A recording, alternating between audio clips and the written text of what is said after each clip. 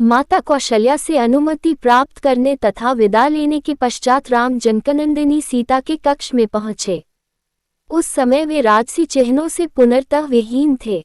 उन्हें राजसी चिन्हों से विहीन देखकर सीता ने पूछा, हे आर्यपुत्र, आज आपके राज्याभिषेक का दिन पर भी आप राजसी चिन्हों से विहीन क्यों हैं? राम ने गंभीर किंतु शांत वाणी में सीता को समस्त घटनाओं विषय में बताया और कहा, प्रिय, मैं तुमसे विदा मांगने आया हूं क्योंकि मैं तत्काल ही वकल धारण करके वन के लिए प्रस्थान करना चाहता।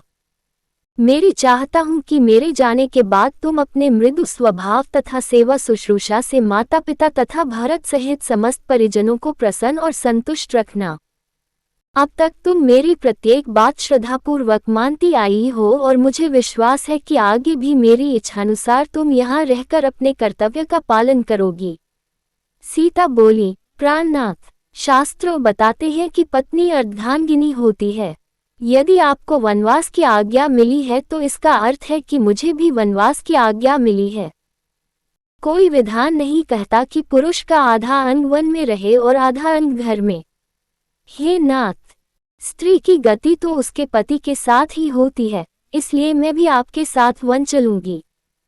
आपके साथ रहकर वहां मैं आपके चरणों की सेवा करके अपना कर्तव्य निभाऊंगी।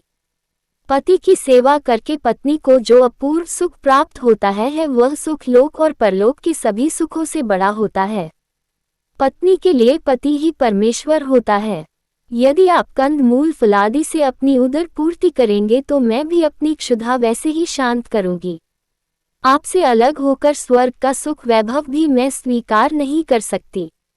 यदि आप मेरी इस विनय और प्रार्थना की उपेक्षा करके मुझे अयोध्या में छोड़ जाएंगे, आपके वन के लिए प्रस्थान करते ही मैं अपना प्राण त्याग दूंगी। यही मेरी प्रतिज्ञा है। राम को वन में होने वाले कष्टों को ध्यान था, इसीलिए वे अपने साथ सीता को वन में नहीं ले जाना चाहते थे।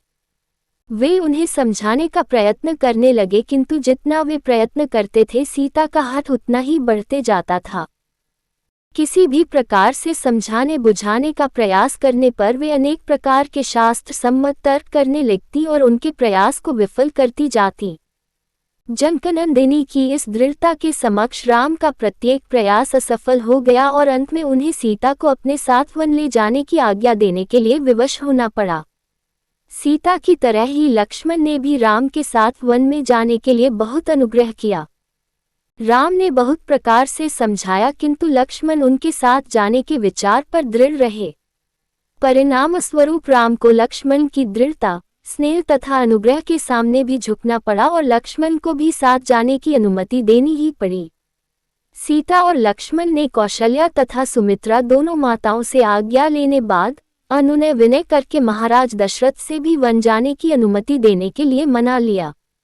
इतना करने के पश्चात लक्ष्मण शीघ्र आचार्य के पास पहुंचे और उनसे समस्त अस्त्र शस्त्रादि लेकर राम के पास उपस्थित हो गए। लक्ष्मण के आने पर राम ने कहा, हे सौमित्र, वन के लिए प्रस्थान करने के पूर्व मैं अपनी संपूर्ण संपत्ति ब्राह्मणों, दास दासियों तथा याचकों में वितरित करना चाहता हूँ, इसलिए तुम गुरु वशिष्ठ के ज्येष्ठ पुत्र को बुला लाओ।